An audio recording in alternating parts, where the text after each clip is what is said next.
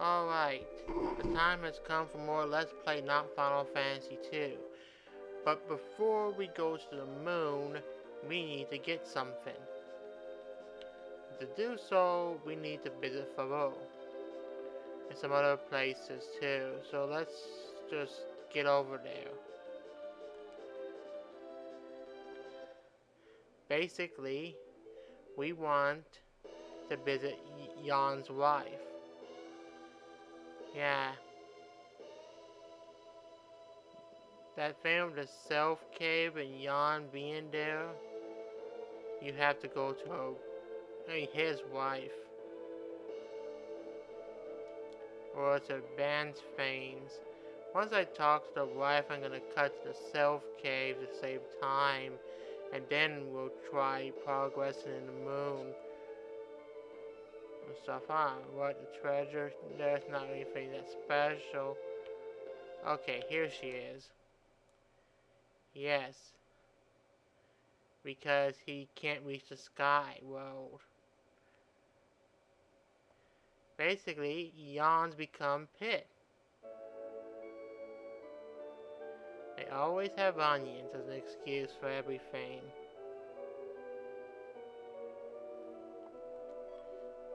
I don't wanna know. Alright. Here goes. And yeah, we're here now. State saves. They can be used for cheating, or they can be used for saving time. And of course, we use the pan on him. And it does 1 point of damage. I think. What kind of funny if it did so much damage he died. Nah.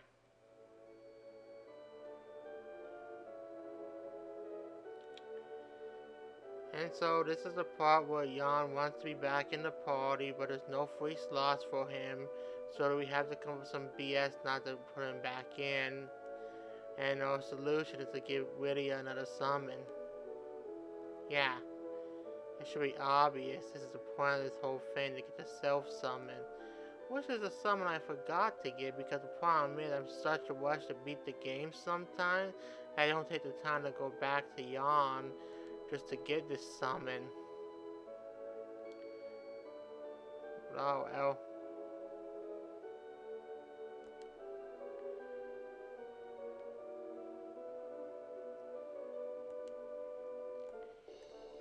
Self is a pretty decent summon for boss battles if you want to keep your HP up. It doesn't do that much damage, but you can get HP back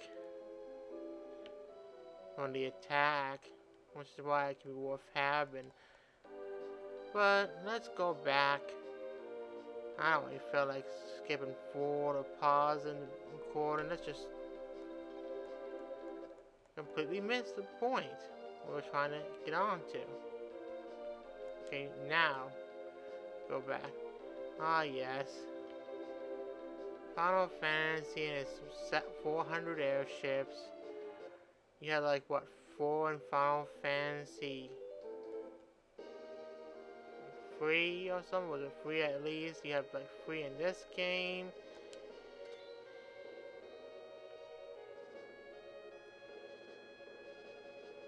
So I think they toned it down in Final Fantasy 5 and so forth.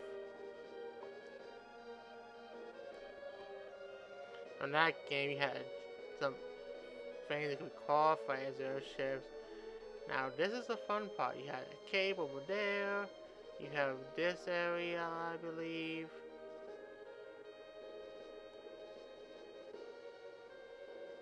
And here you can buy stuff. The only price for trying to buy stuff, or besides getting into a random battle, like so, you have to deal with these guys being noisy while you try to find the one person who actually sells things. But yeah, you can buy ether 2s, ethers, and elixirs. Quite expensive. Buy one elixir and buy an ether, which will be used later.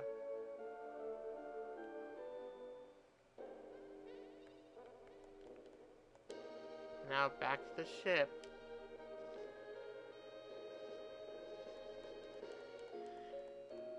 My plan of attack when going through the moon to get to that palace, where you have to take a long way to get to because games are trolls like that, is basically to spam Leviathan, because honestly speaking, it can kill everything, or almost everything in one shot, at least at the level I'm at. Now you could argue I'm over leveled, under leveled, or whatever. It can be a bit debatable what level you're supposed to be in a game. Just because a game has 99 levels does not mean they expect you to be level 99 at the final boss. Often those extra levels are for challenge purposes, they're for the purpose of making the game easier. Basically, an RPG is not about being hard or easy. It is about either deciding how much you can get away with avoiding, or how much you need. Like for example, you might decide that you want to crush your enemies so you'll get a few extra levels before moving forward. Or you might decide, screw it, level 15 is enough for this area, I'm gonna keep pushing forward even if the battles are dangerous. It's also about things like, I'm gonna wait till I learn Cure 4, or I'm gonna try to master this job class first, or screw it, I don't need all the abilities yet, I'll just try to beat the boss as is. So an RPG isn't about hard or easy, as I just said.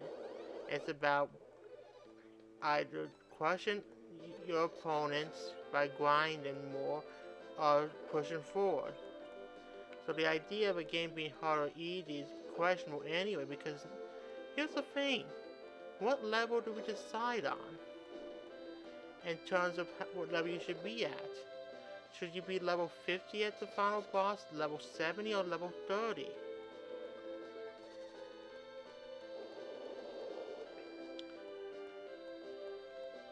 I see the same game get called hard or easy by different people, and yet most of the time I don't see what levels they're at or what their criteria is.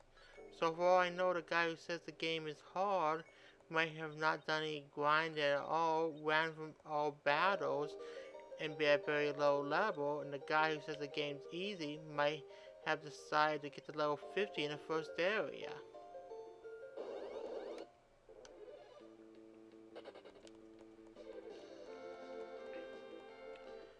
Well, I guess you could base challenge also on things like what the enemies actually do. If all the enemies in a game do is just attack you normally, or maybe use a simple magic spell, and the only decision you have to make is whether to cast Cure 4 or use your strongest attack, you could probably say that's easy based on that. But if you have a game, we have to take into account various factors such as stats effects, what enemy counters, and so many different things. But you can't just attack or heal. You have to actually think about what you're doing. Could make a huge difference.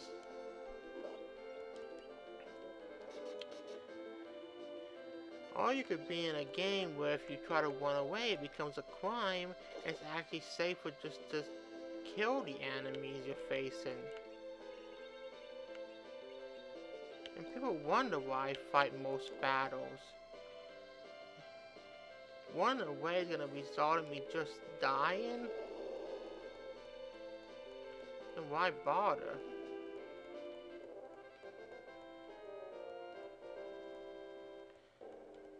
Also, yes, I know I went in circles in that thing earlier about the challenge such.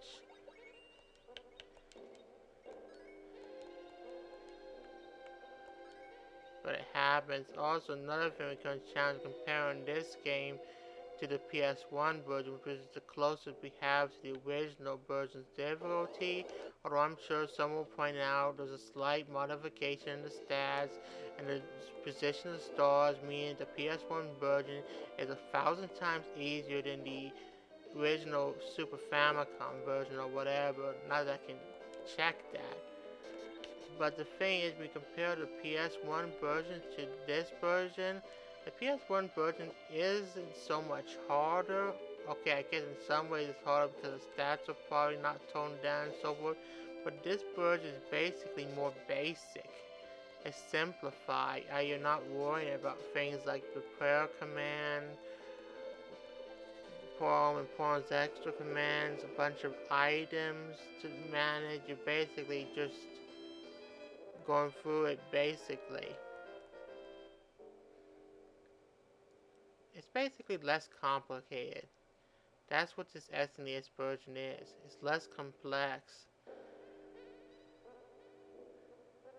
And now, let's go ahead. Let's skip those side things. We're gonna go up to here. And we're being welcomed. I'm gonna say it right now. And I'm just gonna stop the video after I talk to this guy. And next video will start from the airship because we're gonna do a side quest before leaving this area. He's a guy with a beard. He's Santa Claus. Okay, he's not Santa. We're leaving. Gee. I wonder what planet that was. It was kind of funny if there actually was a planet between Mars and Jupiter. Wait, if they came from a planet between Mars and Jupiter, why are they called Lunarians? Are they so ashamed of the destruction of that planet they don't have a different name for it? And how do they have time to leave? Seriously. That kind of confuses me.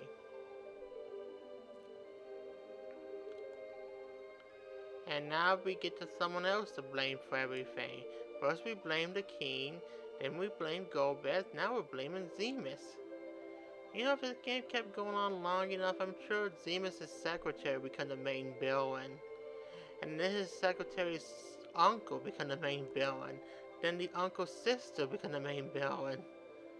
Yeah, they kind of overdid things in this game, trying to repeatedly do it. And of course talk about the serpent world and everything. In other words, it's Uncle Fusoya. And your dad's light. That's wonderful. That's good to know.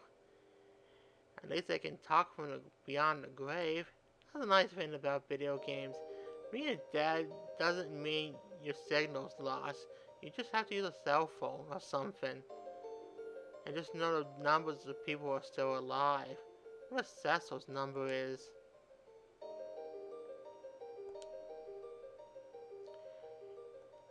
Do not worry, for Fusoya can destroy plot shields. That's how awesome he is.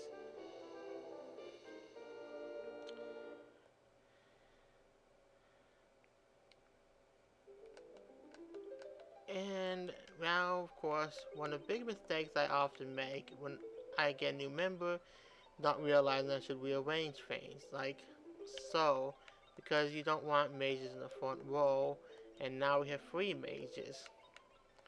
Well, technically don't want Edge in the front row either usually, but it works out better this way now. Fusoya, I'll get to real quickly before ending the video, is basically a better version of Tellah.